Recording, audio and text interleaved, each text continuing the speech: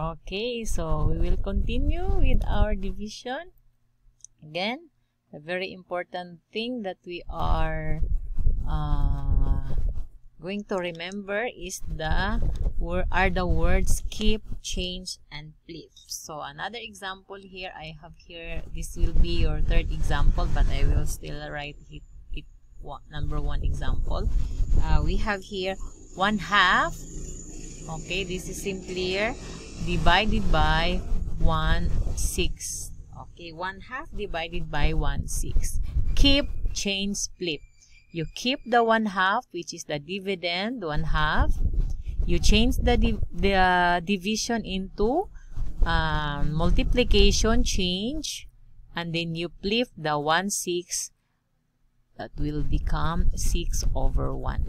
So proceed to multiplication. Now you have keep, change, and flip already. So 1 times 6 equals 6. 2 times 1 equals 2. Improper fraction, 6/2. So we have to divide that. So 6 divided by 2, okay, equals 3. 3 times 2 equals 6. 6 minus 6 equals 0. There we have it. Our final answer is a whole number, which is 3. So this is your final answer. Very easy, right? So another example.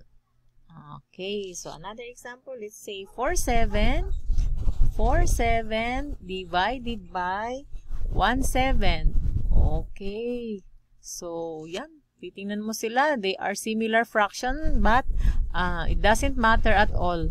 Kasi hindi naman to addition and subtraction that they should be similar fractions. In multiplication and division, there is no need for that. Well, it doesn't matter kung similar fractions sila or dissimilar fractions. So, just follow the keep, change, flip. We will keep the 4/7. Here, we will change the division into multiplication. And then we will flip the 1/7, which will become 7/1. So, continue the multiplication. 7 times 4 or 4 times 7 equals 28. And then 7 times 1 equals 7. And then 28/7 is our answer. But this is an improper fraction. So, again, we will divide that. You can do that mentally, but so that you can visualize it. So, I will just write it the long division para ma-visualize. So, 28 divided by 7, we have 4. 4 times 7 equals 28. 28 minus 28 equals 0. So, our final answer is a whole number, which is 4. Okay, so that's how we divide fractions. So, yan pa paano tayo mag-divide ng fractions. But if our divisor is a whole number, let's say we have here number 3 example.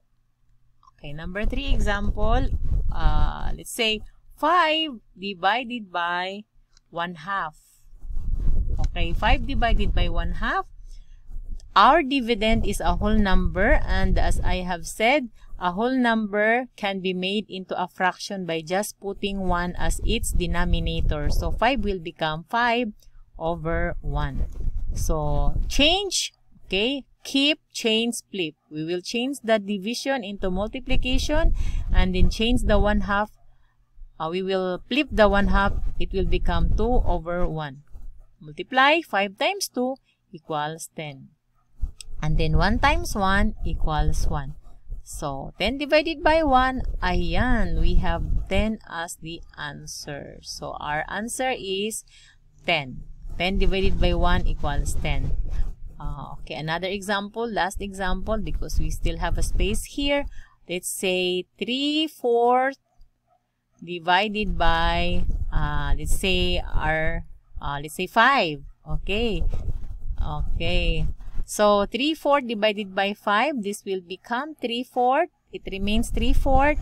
Then we will multiply that with, this is a whole number. So, it is understood that the denominator of this is 1, right? So, if we will flip that 1, magiging 1/5 yan. Kung ipi-flip natin yan, right? So, it becomes 3 times 1 equals 3. Then 4 times 5 equals 20. There you have it. This is now our final answer because we cannot reduce this anymore. 3 and 20. 3 over 20. There is no GCF for that. Prime number ng 3 and then there is no GCF. So, final answer na ang 3 over 20. So, that's how we divide fractions. Okay, so that's it.